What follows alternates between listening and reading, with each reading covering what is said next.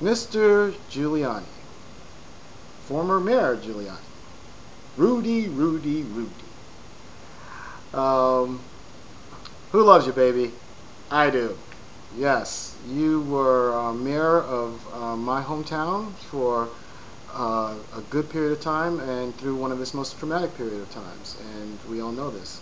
Um, I don't know if I realized that you were Republican back when you were mayor, but I wasn't living in New York at the time that you were mayor. But I did enjoy visiting New York when you were mayor, and I enjoyed all the great things that you did for our city while you were mayor.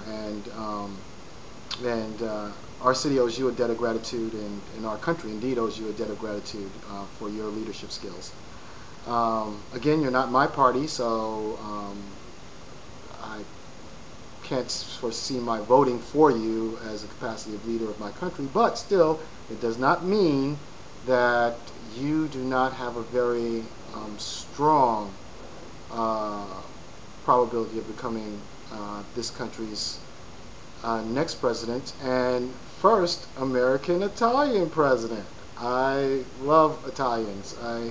When I grew up in New York, I had many friends who were Italians, and I have a lot of fond memories of that and spending time with them and knowing and enjoying your culture and knowing the difference between Sicilian and Napolitan and Calabrese and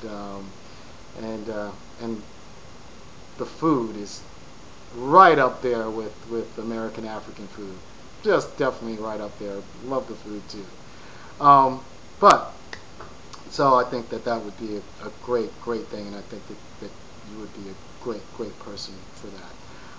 You may notice that I'm not looking down as much as I was in other commentaries, and I'm speaking directly to you because I can speak directly to you from one New Yorker to another New Yorker, because that's how I feel.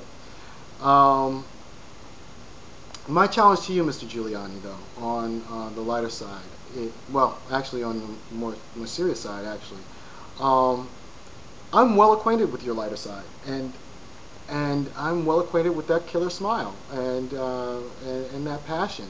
But I have watched you in certain debates, and I just don't see you as being prepared as you possibly can be for some of these debates, and there's no excuse for this. Sometimes you come off as not really being, with it or in the moment. I enjoy your candor. I enjoy your lighter side. You have a great nature. You're smart and you're witty and everything like that. And so the lighter side of you I've seen. But a lot of the other candidates aren't as good as showing that side. The side that makes me comfortable with them actually sitting in the chair. I'm comfortable with you actually sitting, the thought of you sitting in that chair, because not only do you show a very serious determination, but you also show, a sense of humor. You bring a sense of humor to it, and you bring a lightness to it that says, hey, you're the one that can actually bring the room down a little bit and say, hey, this isn't, let's take a breather here. Let's take a little bit of time out and let's think about this and then make the decision. I like that that type of mentality in a leader,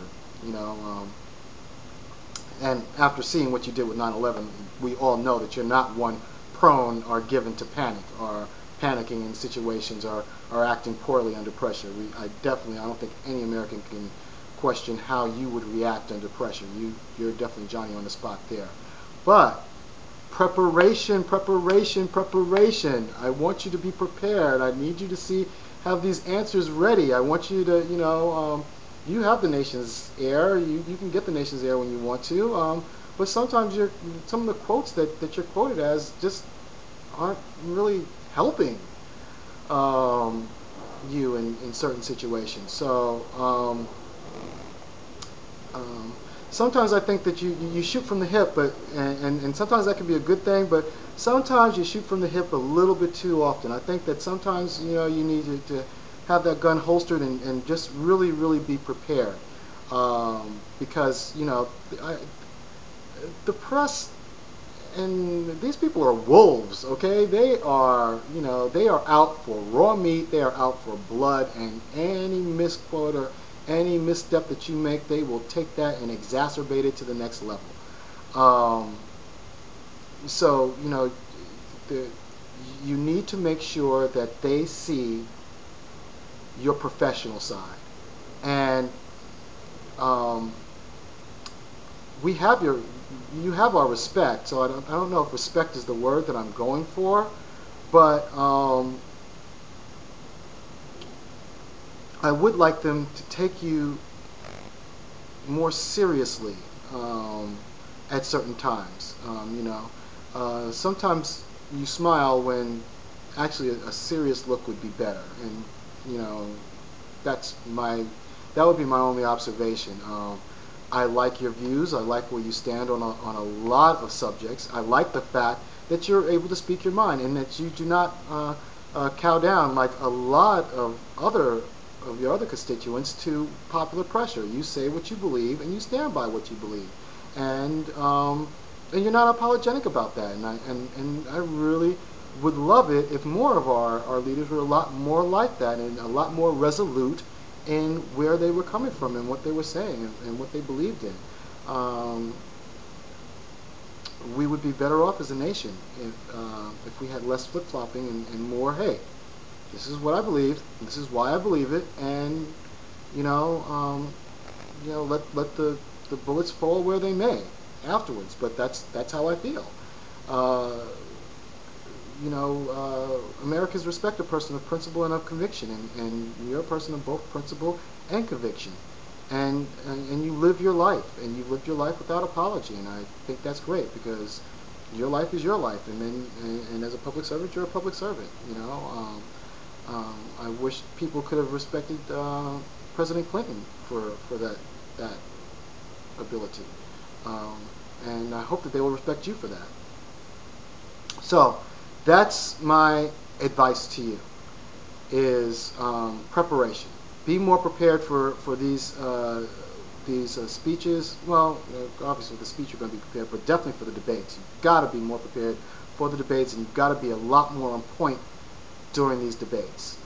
And I'm going to give you a challenge that, as a pet peeve, that I gave to Mr. Obama. It's kind of the same challenge.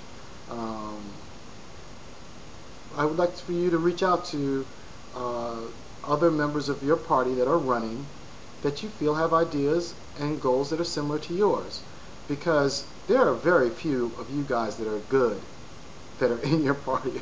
I'm sorry, but there are, and you guys need to stick together. You guys got to come together and work as a team, because you've got a whole bunch on the other side that is just pulling the other way, okay? And they are gladly willing to take you down with them.